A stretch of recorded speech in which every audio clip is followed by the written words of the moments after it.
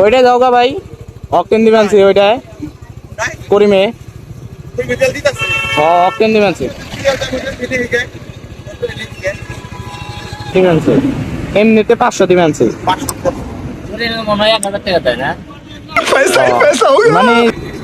মানে ফোন দিবার নাম্বার অবস্থা নাম্বার আর পাইলাম না।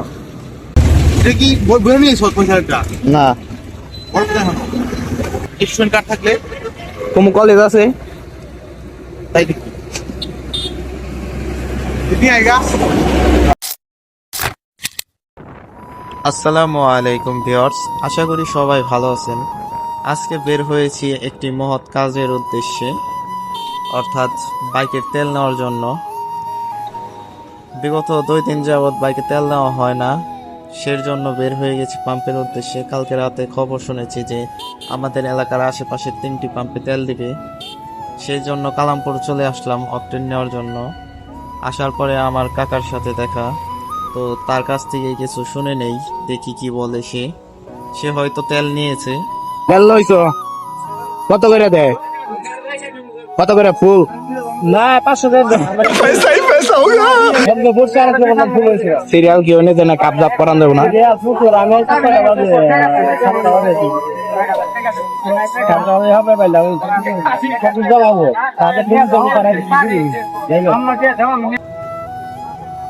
তো গাইস, কাকার সাথে কথা বলে জানতে পারলাম তিনি প্রায় 3 থেকে 3.5 ঘন্টার মতো অপেক্ষা করার পর তেল নিয়ে বের হলো মাত্র। সে মূলত এসেছিল 7টার দিকে, আর এখন ঘড়িতে বাজতেছে প্রায় 11:56। তো বিশাল একটা সময় সে তেলের জন্য অপেক্ষা করছিল।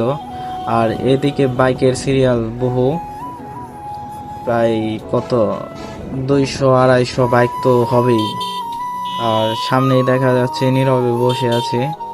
তো দেখি সামনে এগিয়ে যাই।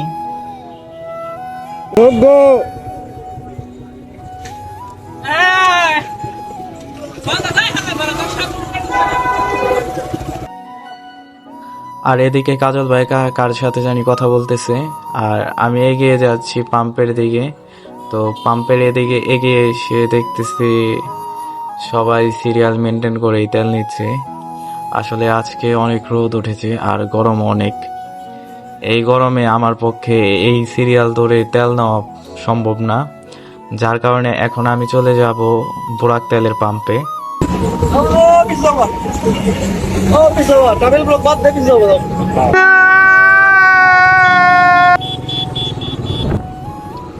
এই পাম্পে থেকে বের হয়ে রওনা দিয়ে দিলাম বোরাক তেলের পাম্পের উদ্দেশ্যে।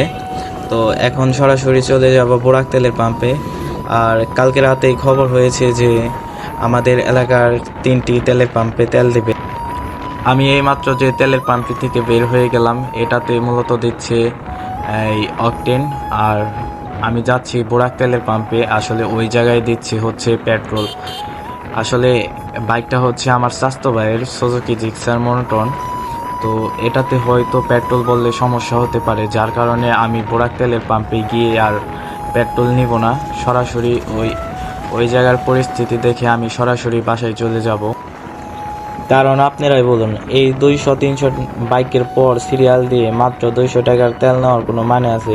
ঘন্টার পর ঘন্টা অপেক্ষা করে। আসলে আপনারা হয়তো মনে করেন যে বাংলাদেশের এই পরিস্থিতি আসলে বাইকাররাই সৃষ্টি করেছে, কারণ আপনারা মনে করেন যে বাইকাররা তেল স্টক করে লোকাল বাজারে বিক্রি করে। আসলে মূল সিন্ডিকেটটা করে আসলে পাম্পের লোক এবং পাম্পের মালিকের ঘনিষ্ঠ কাছের লোক, অসাধু ব্যবসায়ীরা। আর এটার প্রভাব পড়ে বাইকারদের উপর। যাই হোক, তো আপনাদের সাথে কথা বলতে বলতে এখন চলে আসছি বোরাক তেলের পাম্পের। তো এদিকে দেখতে পাচ্ছি প্রাইভেটও আপনার তেলের জন্য সিরিয়াল দিয়ে আছে। এটা হচ্ছে বোরাক ফিলিং স্টেশন।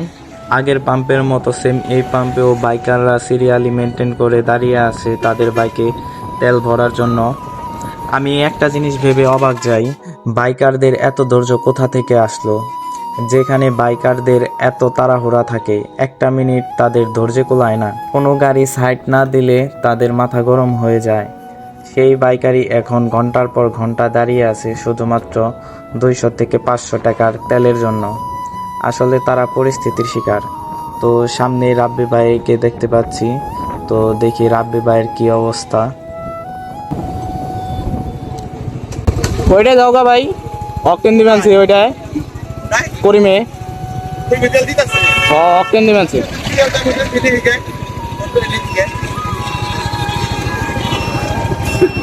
পাইনি হয়ে গে বড় না বড় জানা বড় ডাবল লাইন। এটাই তো পেট্রোল নেবেন, ওইটাই আবার অকেন নেবেন। কয় টাকা ফুলান বা তুমি গেলে হ্যাঁ ফুলান বা দিব না আর এমনিতে 500 দিবেন, এমনিতে 500 দিবেন। 500 মানে উদাহরণ পুরো কোথায় লাইন কত বড় মেলা বড় এটা কি এই কাটা পর্যন্ত মেলা বড় লাইন আমি বুড়ি আপাতত আপাতত বুড়ি পরে আবার ফিরে যাবো নি আর না হইলে তুই বেড়ে তোরা ফোন দিবার নাম বাড়ার অবস্থা করছি নাম বাড়ার পাইলাম না এটা কি বেরো নিয়ে সব পয়সাটা না বড় কথা হলো ভাই যে স্টুডেন্ট কার্ড নিয়ে আসি এই খেলা দিব না সিরিয়াল ধরবার যাবো কেরা, স্টুডেন্ট কার্ড থাকলে কোন কলেজ আছে তাই দেখি তুমি আইগা আমার তো নিয়ে যাচ্ছে আচ্ছা।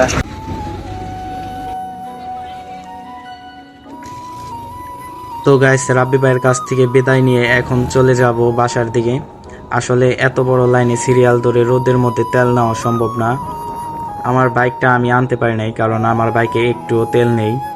চাচাতো ভাই কাজে গেছে, যার কারণে ওই কাজে থেকে আমাকে কল করে বলল যে ওর বাইকটা নিয়ে পাম্পে যেতে তেল ভরার জন্য। কিন্তু এই পরিস্থিতিতে সিরিয়াল পেতে পেতে তেল থাকবে কিনা জানি না। আর 2 থেকে 3 ঘন্টা অপেক্ষা করার পর যদি তেল ফুরিয়ে যায়, সেটা ভেবেই আমি ব্যর্থ হয়ে বাসার দিকে চলে যাচ্ছি। তো গাইস আজকের ভিডিওটি এই পর্যন্তই। ভিডিওটি কেমন লাগলো অবশ্যই কমেন্ট করে জানাবেন, এবং নতুন নতুন ভিডিও পেতে আমার চ্যানেলটি রাইডার দ্য বিডি সাবস্ক্রাইব করে রাখুন, এবং যদি ফেসবুক থেকে দেখে থাকেন তাহলে পেজটি অবশ্যই ফলো করে রাখুন। ধন্যবাদ। সুস্থ থাকুন, ভালো থাকুন, আল্লাহ হাফেজ।